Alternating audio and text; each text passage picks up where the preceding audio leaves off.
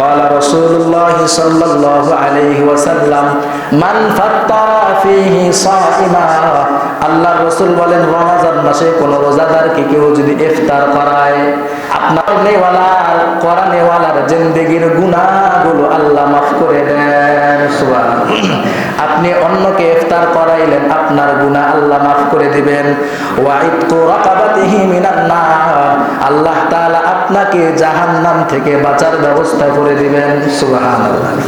3 number, ওয়া কানা লাহু মিসলু আজরি, যেই বান্দাকে ইফতার করানো হলো রোজা রাখার কারণে ওই বান্দা যত সওয়াব পেয়েছে ওই বান্দার কতটুকু পরিমাণ সওয়াব আল্লাহ আপনার আমার আমলনামায় দান করবে। সুবহানাল্লাহ।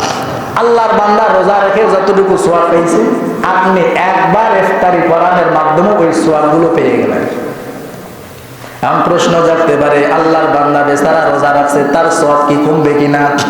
আল্লাহ রাসূল বলেন না না, মিন গায়রি আইয়াম কুসা আজরু মিসলি শাইউন, যেই বান্দাকে ইফতার করানো হলো ওই বান্দার রোজার যে সওয়াব বিন্দু পরিমাণ সওয়াব তার কমানো হবে না। সুবহান, তার মানে সমপরিমাণ রোজা রাখা যেই সওয়াব ইফতারি করা হলো সেই সওয়াব।